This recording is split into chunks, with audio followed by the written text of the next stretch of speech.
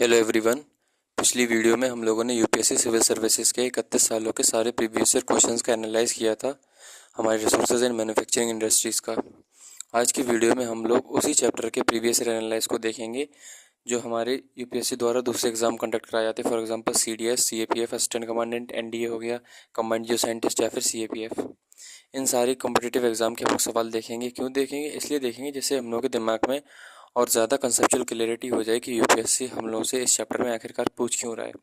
और इसका देखने का एक तो ये फ़ायदा हो जाएगा, दूसरा इसका ये फ़ायदा है देखने का कि जितना ज़्यादा आप उसके सवालों को देखोगे उतना ज़्यादा हमारे दिमाग में एक क्लैरिटी होगी कि उस सवाल उस क्वेश्चन का उस चैप्टर का हमारी यूपीएससी के लिए रेलिवेंस क्या है, पहली चीज़। और दूसरी चीज़ ये कि जितना ज़्यादा हम लोग क्वेश्चन का कवरेज कर लेंगे उतना ज़्यादा हमारे माइंड में ये क्लियरिटी ऑफ थॉट होगा कि हम लोगों को उस चैप्टर में आखिरकार कवर क्या करना है, कितना कवर करना है, यूपीएससी किस टॉपिक को रिलेटेड उसमें ज़्यादा उसको तवज्जो दे रहा है, किस टॉपिक को कम तवज्जो दे रहा है। तो आज की वीडियो को शुरू कर रहे हैं। तो पहला हमारा सवाल है कि अच्छा हाँ, अब ये वीडियो हमारी ख़त्म होगी, ज़्यादा सवाल आए नहीं है वैसे इन एग्ज़ाम्स में इस टॉपिक को रिलेटेड।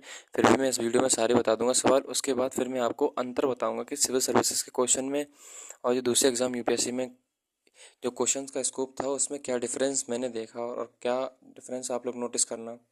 तो पहला सवाल हमारा ये है कि एज पर annual report 2023-24 of ministry of mines government of India which of the following are major bauxite producing states of India.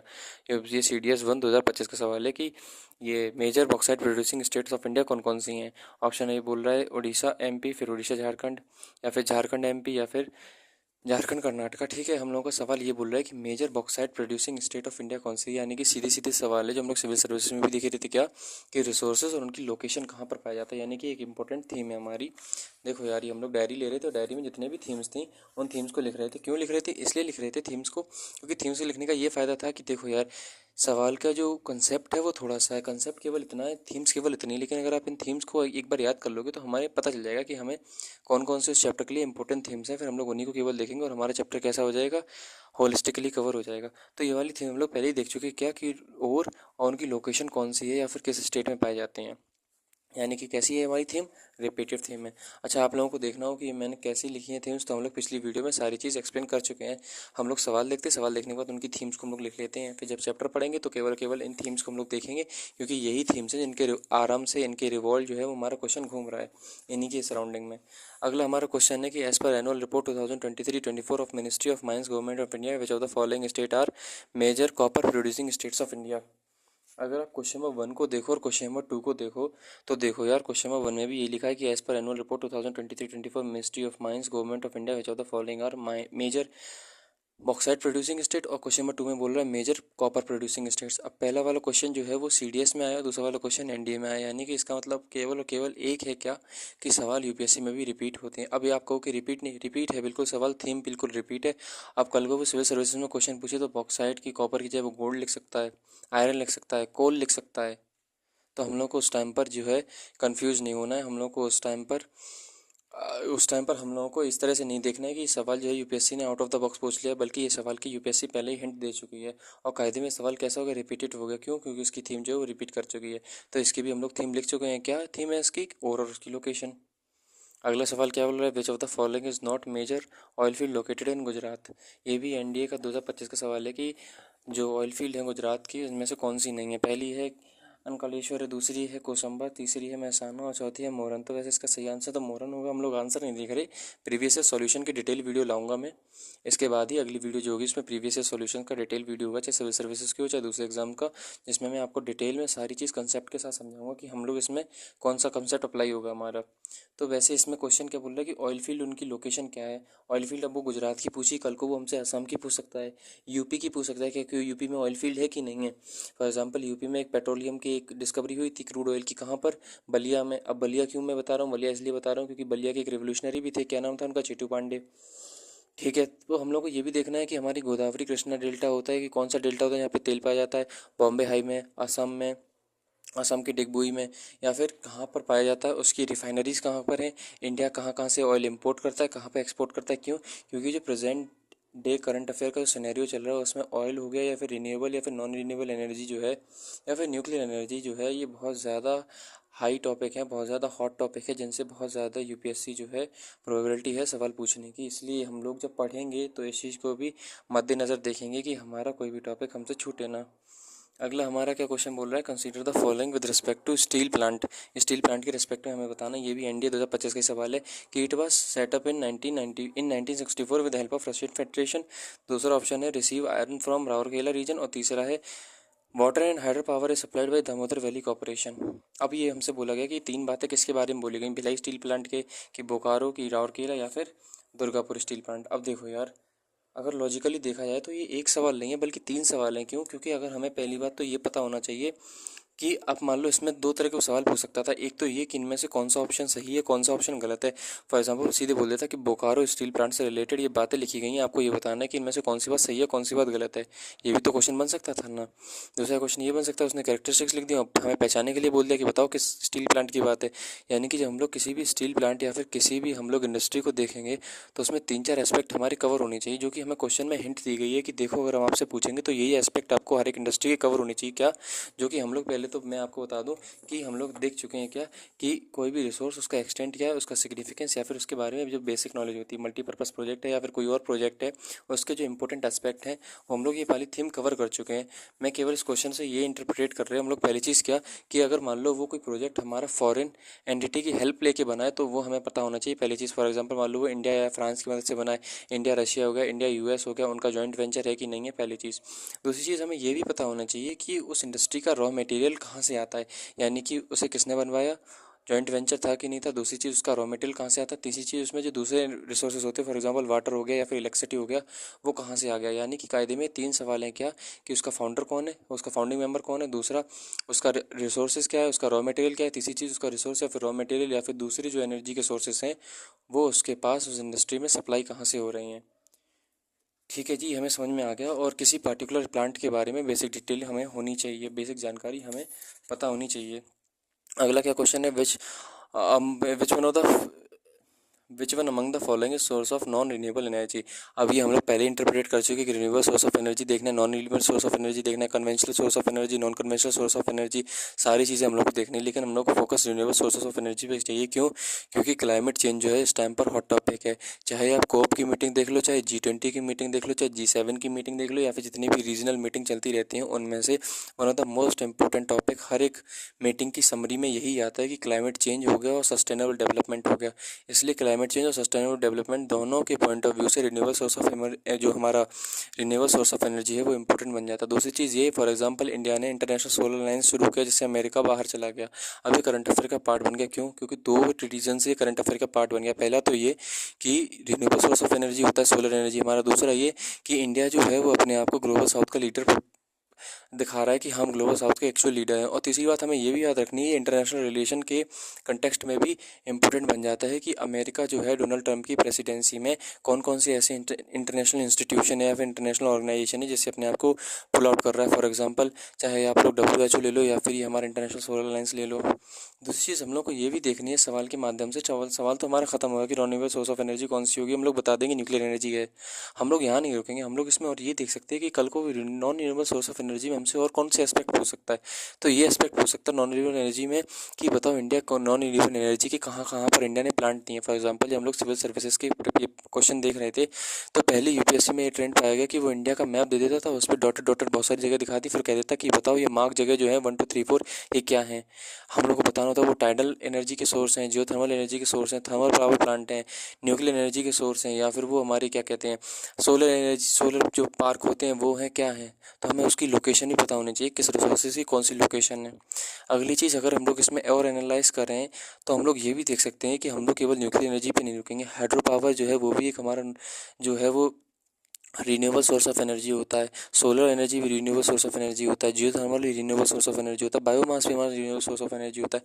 तो इसमें चैलेंजेस क्या क्या आ रहे हैं, चैलेंजेस अगर नहीं आ रहे तो फिर सरकार ने कौन कौन सी ऐसी पॉलिसी उठाई है जिससे कि रिन्यूएबल एनर्जी का जो प्रोडक्शन है और उसका जो सप्लाई है, उसका जो एप्लीकेशन है वो मोटिवेट हो सके। उसमें कोई बॉटलनेक्स हैं, उसमें कोई चैलेंज है कि नहीं है। ये सारे एस्पेक्ट हम लोगों को देखने होंगे। जब मैं इसका सॉल्यूशन कराऊंगा तो सारी चीज़ें आपको डिटेल में लिख के बताऊंगा। अगला हमारा क्वेश्चन क्या बोल रहा है, how many how can resources भी classify on basis of their origin. ये CDS टू 2023 का सवाल है कि रिसोर्सेज का उनके ओरिजिन के बेसिस पर डिस्ट्रीब्यूट बताओ कि कौन से नाम होते हैं उनका। बायोटिक होता है, हम लोग को पता है यही इसका आंसर, लेकिन आंसर पे नहीं रुकेंगे। जब हम लोग इसको देखेंगे तो बायोटिक क्या होता है, बायोटिक क्या होता है, कौन कौन से सोर्सेज इनके अंदर आते हैं, रिन्यूएबल कौन सा होता है, नॉन रिन्यूएबल कौन सा होता है, इनके भीतर कौन कौन से सोर्सेज आते हैं, इंडिविजुअल कम्युनिटी कौन सा रिसोर्स होता है, ह्यूमन रिसोर्स होता है या कौन सा रिसोर्स होता है, इकोनॉमिक रिसोर्स होता है। अगला पोटेंशियल और रिजर्व कौन से रिसोर्सेज होते हैं, ये भी हम लोगों को देखना है। ठीक है जी, यानी कि ये वाला भी हमारी थीम कैसी है, कवर है। मैं इसलिए नहीं लिख रहा हूँ डायरी में क्योंकि हम लोगों ने सिविल सर्विसेज में ही सारी थीम्स देख चुके हैं, और मोरल लेस जो थीमें हैं वही हमारी जो थीम है वो वापस रिपीट हो रही हैं। अगला हमारा क्वेश्चन बोल रहा है which one of the following pair of cities and industries is not correctly match. यानी कि सिटी और उसमें कौन सी इंडस्ट्री है, ये हम लोगों के हिसाब से इंपॉर्टेंट एस्पेक्ट बन जाता है। और जो कि थीम हम लोग देखते हैं क्या कि कोई भी लोकेशन और कौन सी उसके किनारे इंडस्ट्री है, ये हमारी थीम है कैसी, पहले से हम लोग कर चुके हैं कि कौन सी लोकेशन पर कौन सी इंडस्ट्री है। फॉर एग्जांपल जमशेदपुर में किसकी इंडस्ट्री है, भिलाई है, बोकारो है, दामोदर वैली प्रोजेक्ट है, ये सब कहाँ पर है कहाँ पर नहीं है। फॉर एग्जांपल एक हमारा चल रहा है जिसको अभी करंट अफेयर के हिसाब से अगर लिंक करें तो उसको हम लोग बोलते हैं कोलसी रिवर। अब कोलसी रिवर मैं इसलिए बता रहा हूँ आपको क्योंकि कोलसी रिवर ब्रह्मपुत्र की ट्रिब्यूटरी है, पहली चीज़ साउथ वेस्टर्न ट्रिब्यूटरी है ब्रह्मपुत्र की। दूसरी बात ये कि कोलसी रिवर के ऊपर हाइड्रो पावर प्रोजेक्ट बनाया जाएगा जो कि असम और मेघालय गवर्नमेंट ने बोला है कि हम लोग जॉइंट वेंचर करेंगे। जॉइंट वेंचर करने के बाद ये इंटर स्टेट प्रोजेक्ट होगा और दूसरी चीज़ इसकी जो कैपेसिटी होगी वो 55 मेगावाट की होगी। बढ़िया बात है। अब इसमें इंपॉर्टेंट क्या हो जाता है, देखो अगर मैं इसको पहला ये तो मैंने बता दिया आपको इन्वायरमेंट इकोलॉजी के हिसाब से। अगर इन्वायरमेंट इकोलॉजी के हिसाब से मैं बता, इंडियन ज्योग्राफी के हिसाब से तो हमने बता दिया, ह्यूमन और इकोनॉमिक ज्योग्राफी के कि इससे हमारा जब ये बनेगा हाइड्रो पावर प्रोजेक्ट तो इससे इलेक्ट्रिसिटी का सप्लाई होगा, इरिगेशन में मदद आएगा, यानी कि वो सारे एस्पेक्ट हम लोग को आते हैं। इसमें अगर मैं एक्स्ट्रा आपको बात बताऊँ इन्वायरमेंट इकोलॉजी को मिलाकर तो देखो यार कोलसी रिवर में गंगेटिक डॉल्फिन पाई जाती है। गंगेटिक डॉल्फिन जो है उसका ये सिग्निफिकेंस हो जाएगा कि पहली बार इसकी सेंसस हुई है, वो भी कहाँ पे, कोलसी रिवर में। दूसरी बात ये कोलसी रिवर जो है उसके आसपास एक लेक होती जो आप लोग मुझे कमेंट में बताना। ठीक है भाई, यानी कि मैं एक एग्जांपल दे रहा हूँ। अब आप बोलोगे कि एग्जांपल क्यों दे रहा हूँ, इसलिए दे रहा हूँ क्योंकि यूपीएससी जो है वो ड्रेनेज में इस टॉपिक से रिलेटेड सवाल पूछ चुकी है। यूपीएससी ने, मुझे ईयर नहीं शायद याद है, शायद 2015 थी। 2015 में यूपीएससी ने एक प्रीवियस ईयर पूछा था कि एक उसने प्रोजेक्ट का नाम दे दिया था, वो बोल दिया था ये असम, और ऑप्शन दे दिए थे 4 कि इनमें से किसके बीच का जॉइंट वेंचर है, तो उस टाइम पर भी मेघालय ही था उसका आंसर। तो हम लोग को ये देखना चाहिए कि जो हमारा प्रीवियस ईयर है वो करंट है उसको हम लोग कैसे लिंक कर सकते हैं, तभी हमारी पढ़ाई को क्या होगा, एक डायरेक्शन होगा। अगला मेरे भाई ये हम लोग तो सवाल देख चुके कि कौन सी इंडस्ट्री के किनारे कौन सी हमारी कौन से शहर के किनारे कौन सी इंडस्ट्री है, यानी कि पेपर इंडस्ट्री भी हम लोग को देखनी है, पढ़नी है। जब कॉटन इंडस्ट्री, कॉटन टेक्सटाइल है, कारपेट है, आयरन स्टील है, ठीक है जी। अब देखो अगला सवाल हमारा क्या बोल रहा है, which among the following of a mines and minerals not correctly match. अब ये यानी कि जो माइंस और मिनरल्स हैं कि कौन सी माइन है और उसमें कौन सा मिनरल मिलता है, कौन सी माइन है कौन सा मिनरल मिलता है, ये हमें बताना है। यानी कि इसमें दो चीज़ें हो गई, माइन की भी लोकेशन हमें पता होनी चाहिए, मिनरल की भी। और ये वाली अगर थीम हम लोग देखें तो हमें देखो ओर की लोकेशन भी पता है, और उसमें जो माइन होगी उसकी जो रिसोर्स है, एक्सटेंट है, कंपनी, उसकी लोकेशन जो होगी वो भी हम लोगों को क्या देखनी है। जब पढ़ेंगे तो उसको भी हमें क्या देखना है, हमें अपने सिग्निफिकेंस में लेना है। हम लोगों को उस टाइम पर नहीं चौंकना है कि हमसे क्या पूछ लिया गया आउट ऑफ द बॉक्स। ये सारी चीज़ हम लोग क्या कर चुके हैं, डिकेट कर चुके हैं। अगले अगर और सवाल देखे जाएँ तो ये हम लोगों ने सवाल देख लिया। अगला सवाल जो है ये भी हमारा एनडीए का ही सवाल है कि which of the following state is leading producer of manganese in India. अब देखो यार 2-3 रिसोर्सेज के ऊपर यूपीएससी बहुत सवाल पूछ रहा है। फॉर एग्जांपल मैंगनीज हो गया, कोल हो गया, आयरन हो गया, निकल हो गया, बॉक्साइट हो गया और माइका। ये 6 ऐसे मिनरल है। अगर मिनरल्स की प्रायोरिटी होती मेरी पढ़ने की तो मैं ये बताता कि देखो आयरन हो गया, कोल हो गया, कॉपर हो गया, माइका हो गया, बॉक्साइट हो गया और ये हमारा मैंगनीज हो गया। 6 मिनरल ऐसे हैं जिसके ऊपर यूपीएससी जो है वो हर आपको मतलब मिल जाएंगे सवाल भरपूर। क्यों मिल जाएंगे, अच्छा ये भी हो सकता है कि जो हमारा हॉट टॉपिक होता था, लेकिन अगर अभी की बात करी जाए तो अभी हमारे जो रिन्यूएबल सोर्स ऑफ एनर्जी है उसकी मुझे ज़्यादा प्रोबेबिलिटी लग रही है कि यूपीएससी उनके ऊपर सवाल पूछ सकती है। तो बहरहाल ये हमारा मिनरल और उनकी लोकेशन जो है वो हमारी थीम कवर है। अगला सवाल, mica is mainly used in. अब देखो आगे मिनरल, उसका एप्लीकेशन ये वाली थी हमारी कैसी कवर है, ये भी एनडीए का ही सवाल था कि माइका का एप्लीकेशन कहाँ होता है, फूड बेवरेज में, आयरन स्टील में, एल्यूमिनियम स्टील में या फिर इलेक्ट्रॉनिक इंडस्ट्री में। अगला हमारा क्वेश्चन क्या है, which of the following is an exhaustible but renewable source of energy. यानी कि कौन सी इसमें से ऐसा रिसोर्स है जो कि खत्म तो हो जाएगा लेकिन रिन्यूएबल सोर्स ऑफ एनर्जी है। तो हमें पता है वाटर ही है ऐसा। ठीक है, इसका सॉल्यूशन नहीं दिख रही, लेकिन हम लोग को क्या एग्जॉस्टिबल या फिर renewable source of, non renewable source of energy, conventional source of energy, non conventional source of energy, theme cover है हमारी ये दोस्त। Which one among following is not renewable source. अब इनमें से रिन्यूएबल सोर्स कौन सा नहीं है? देखो, ये CDS 2022 में सवाल पूछा था कायदे में। ये रिन्यूएबल सोर्स का जो सवाल था 2021 में जिन बच्चों ने CAPF का सवाल दिया था, जो कि UPSC ने कराया था, UPSC ने 2021 में एक हिंट दी थी कि रिन्यूएबल या फिर non renewable source of energy जो है हम उनके ऊपर सवाल पूछेंगे। UPSC ने CDS में वो सवाल पूछ लिया कि एग्जॉस्टेबल है लेकिन रिन्यूएबल सोर्स ऑफ एनर्जी है, तो बताओ कौन सा होता है? ठीक है, यानी कि not renewable source of energy इनमें से कौन सी होगी? सोलर है, विंड है, न्यूक्लियर है, हाइड्रो इलेक्ट्रिक है। बहुत आसान सवाल है। अगला हमारा सवाल क्या बोल रहा है? ये भी सवाल CAPF 2021 का असिस्टेंट कमांडेंट का। Which of the following main type of iron ore are found in India, यानी कि रिसोर्स और उसकी लोकेशन। आयरन ओर जो है इंडिया में कौन सा? हेमाटाइट है, मैग्नेटाइट है, लिमोनाइट है या फिर साइडाइट है? इंडिया में कौन सा पाया जाता है? ठीक है यार, और अच्छा हमें ये पता है कि यार इंडिया में हेमाटाइट सबसे ज़्यादा सेकंड क्वालिटी का होता है। ये सबसे ज़्यादा इंडिया में पाया जाता है। दूसरे नंबर पे सबसे ज़्यादा कहाँ पाया जाता है? रशिया में पाया जाता है। ये तो हम लोग को पता है, यानी कि रिसोर्स, उसकी लोकेशन, उसका कितना ज़्यादा क्वांटिटी में इंडिया में पाया जाता है कि नहीं पाया जाता। फॉर एग्जांपल आप लोग मुझे बताओ, क्रोमियम जो क्रोमाइट होता है उसका क्या है इंडिया में कंट्रीब्यूशन? माइका कितना इंडिया में पाया जाता है? कि कॉपर इंडिया में पाया जाता है कि नहीं पाया जाता? निकल। फॉर एग्जांपल 2025 सिविल सर्विसेज में UPSC ने स्ट्रेट फॉरवर्ड सवाल पूछ लिया था क्या, कि इंडोनेशिया में सबसे ज़्यादा निकल मिलता है। ये सवाल सीधा साधा था, लेकिन हम लोग को सवाल की पहले हिंट मिल चुकी थी। अगर हम लोग सवाल करते उस टाइम पर तो हम लोग नहीं चौंकते। क्यों? क्योंकि UPSC पहले हिंट दे चुका था। अगला हमारा सवाल क्या है कि which of the following is soft coal. ये IAS एग्जाम 2021 का सवाल है कि इनमें से कौन सा सॉफ्ट कोल होता है? एंथ्रासाइट, बिटुमिनस, लिग्नाइट या फिर मैग्नेटाइट?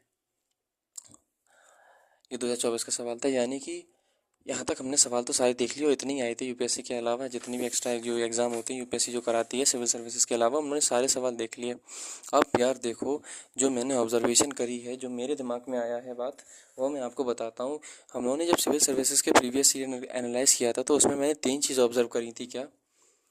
कि UPSC के जो सवाल देख रहे थे, हम लोगों ने 31 साल के सवाल देख लिए थे, उसमें 3 चीज़ें मैंने कॉमन देखी थी। पहली चीज़ जो मैं इसलिए बता रहा हूँ क्योंकि जो मैंने सिविल सर्विसेज के क्वेश्चन में क्या डिफरेंस देखा है दूसरे एग्जाम से क्वेश्चन में, तो मैंने ये देखा है कि देखो यार, थीम्स तो केवल इतनी ही है। बहुत इंपॉर्टेंट टॉपिक है, हर साल हर एक एग्जाम में से सवाल आता है, लेकिन थीम्स जो है वो केवल इतनी है। अब थीम्स, जो लोग नए आए होंगे वीडियो में उनको इसलिए बता दे रहा हूँ मैं, थीम्स क्या होती हैं कि देखो मेरे भाई, हम लोग पता क्या कर रहे हैं, जो प्रोफेशनल वे होती है पढ़ाई की, उसमें हम लोग सबसे पहले थीम्स लिख लेते हैं। इससे पता क्या होता है, जब अब क्या होता है, 2 तरह की पढ़ाई होती है। एक एकेडमिक अप्रोच हो जाती है, एक प्रोफेशनल अप्रोच हो जाती है। एकेडमिक अप्रोच वो होती है जिसमें हम लोग पता क्या करते हैं, बिल्कुल किताब उठाएंगे, पेज बाई पेज पढ़ना चालू कर देंगे, फिर जब हमारा चैप्टर खत्म हो जाएगा तब उसके सवाल पे आएंगे। ये एकेडमिक अप्रोच होती है। प्रोफेशनल अप्रोच ये होती है कि सबसे पहले हम लोग सवाल देखते हैं, उस टॉपिक से किस बारे में सवाल आ रहे हैं, उन सवालों की डेप्थ क्या है, हमें किस डेप्थ तक पढ़ना है, उन सवालों का सोर्स क्या होगा, हमें कौन कौन से सोर्स फॉलो करने, कौन कौन से सोर्स नहीं फॉलो करने, क्या वो सवाल हमारी NCERT से हो रहे हैं कि हमें एक रेफरेंस बुक की ज़रूरत होगी। ये सारा प्रोफेशनल तरीका होता है। हम लोग पता क्या करें, प्रोफेशनल तरीके से पढ़ रहे हैं। सबसे पहले हम लोग रिसोर्स और मैन्युफैक्चरिंग इंडस्ट्री के सवालों को देखेंगे, जो सवालों की थीम है उनको हम लोग लिखेंगे। अब जब हमारे दिमाग में एक बार थीम्स आ गई, हमने सवाल देख लिए, अब हम इनका क्या करेंगे, कंटेंट पढ़ेंगे। कंटेंट पढ़ने के बाद इनका सॉल्यूशन देखेंगे। तो ये प्रोफेशनल तरीका था, इसलिए मैंने सारी थीम्स लिख ली। दूसरी बात, जो सिविल सर्विसेज के मैंने सवाल देखे और जो ये CDS वगैरह के सवाल देखे, CDS NDA या फिर CAPF के, दिमाग में मेरे एक डिफरेंस आया। क्या? आम तौर से जितने भी UPSC के मैंने चाहे ड्रेनेज के सवाल आपको कराए हो या फिर फिजियोग्राफी कराए हो या फिर पॉलिटी के कराए हो, जो सिविल सर्विसेज के सवाल होते हैं वो मोर और लेस ज़्यादा कॉम्प्लेक्स तो नहीं कहूँगा, कॉम्प्लेक्स मतलब एक तरह के, मतलब एक खूबसूरत सवाल होते हैं वो। और जो दूसरे एग्ज़ाम होते हैं उनके सवाल उतने अच्छे नहीं, मतलब जो उनका क्वालिटी था। लेकिन अगर हम लोग इसके बात करें रिसोर्सेज वाले की, क्यों, देखो मैं आपको बात बताऊं, अगर आपने ध्यान से सवाल देखे होंगे तो सिविल सर्विसेज के सवालों की केवल 3 थीम थी। क्या? रिसोर्स क्या है, उसकी लोकेशन का, यानी कि रिसोर्स उसकी लोकेशन बता दो। दूसरा, उस रिसोर्स के ऊपर जो इंडस्ट्री है, इंडस्ट्री की लोकेशन बता दो। तीसरा, रिसोर्स और इंडस्ट्री का लिंक कर दिया। मतलब पहला रिसोर्स क्या है, उसकी लोकेशन, दूसरा इंडस्ट्री, उसकी लोकेशन, तीसरे में रिसोर्स और इंडस्ट्री। केवल 31 सालों में यही तीन थीम थी, ये रिपीट हो रही थी। कभी रिसोर्स उसकी लोकेशन पूछ ली, कभी इंडस्ट्री उसकी लोकेशन पूछ ली, कभी इंडस्ट्री और रिसोर्स के बारे में पूछ लिया। जब हम लोग इसकी बात कर रहे हैं CAPF वगैरह की, जो CDS हो गया, NDA हो गया, उसमें पता है क्या सवाल जो है बहुत खूबसूरत ढंग से पूछे गए। और मैं आपको बताऊं, जो सिविल सर्विसेज में आने वाले सालों में जो होंगे ना, वो पैटर्न इन सवालों से लिया जाएगा। क्यों? क्योंकि जो CDS वगैरह के सवाल थे इस चैप्टर में, वो ज़्यादा, मतलब वो ज़्यादा नॉलेज, अब मैं कैसे बोलूँ उनको, आप लोगों ने अगर वीडियो देखी होगी तो आप लोग मेरी फीलिंग समझ पा रहे होगे कि मैं क्या कह रहा हूँ। मैं ये कहना चाहता हूँ कि जो हमारे मोर और लेस सिविल सर्विस के सवाल थे इस चैप्टर के, वो आसान थे, लेकिन जो CDS वगैरह के क्वेश्चन थे उन क्वेश्चन का एक लेवल था। मैं ये कहना चाह रहा हूँ, ये इस चैप्टर में अब जो सिविल सर्विसेज में क्वेश्चन आ सकते हैं, जो मेरा इंटरप्रिटेशन बोल रहा है, जो मेरा एनालाइज बोल रहा है, वो सिविल जो यूपीएससी हमारा क्वेश्चन उठाएगा ना, क्वेश्चन का पैटर्न और लैंग्वेज का पैटर्न, वो ये जो कॉम्पिटेटिव एग्जाम है सीडीएस वगैरह, उनसे इंस्पायर होकर उठाएगा। क्यों? क्योंकि इनकी जो कराता तो देखो एक ही बॉडी है, यूपीएससी पेपर, लेकिन सिविल सर्विसेज के इस टॉपिक के जो पेपर थे वो थोड़े से कंपैरेटिवली आसान थे सीडीएस वगैरह से। तो अब उन्होंने सीडीएस वगैरह का भी स्ट्रक्चर देख लिया। अच्छा, क्यों देख रहे हैं सीडीएस के एनडीए के? इसलिए देख रहा हूँ जिससे कि हमारे दिमाग में और ज़्यादा कंसेप्चुअल क्लैरिटी हो जाए, क्योंकि पेपर तो यूपीएससी कराता है। तो यूपीएससी और क्या क्या पूछ सकता है, और कौन कौन से डायमेंशन है, और कौन कौन सी ऐसी एरिया है जिसमें यूपीएससी हम लोग को फंसा सकता है। तो जितना ज़्यादा हम लोग उसके यूपीएससी के भीतर अपने आप को खोएंगे, उतना ज़्यादा हम लोगों को ये एश्योरेंस मिल जाएगा कि हम लोग उतनी जल्दी सिलेक्शन को पा लेंगे। तो हमारा at the end of the day topic व मकसद एक ही है कि हम लोग को सिलेक्शन पाना है, यूपीएससी में पास होना है। तो उसके लिए जितने ज़्यादा सवाल कर लेंगे उतनी ज़्यादा हम लोग को क्लियरिटी मिल जाएगी। तो यार अगली वीडियो में मिलते हैं। अच्छा, डिफरेंस तो मैंने आपको बता ही दिया कि सिविल सर्विसेज के क्वेश्चन का जो वो था, जो एक लैंग्वेज थी और जो क्वेश्चन था वो इजी था एनडीए वगैरह के मुकाबले, क्योंकि एनडीए वगैरह में फैक्चुअल बेस्ड जो क्वेश्चन थे वो थोड़े ज़्यादा डीप लिया गए थे। तो उम्मीद करता हूँ, अच्छा आप लोगों ने कोई और ऑब्जर्वेशन करी हो तो मुझे ज़रूर बता रहा, मैं सारी कमेंट देखता हूँ। अगली वीडियो में मिलते हैं इनके सॉल्यूशन के साथ। टिल देन, जय हिंद, जय भारत।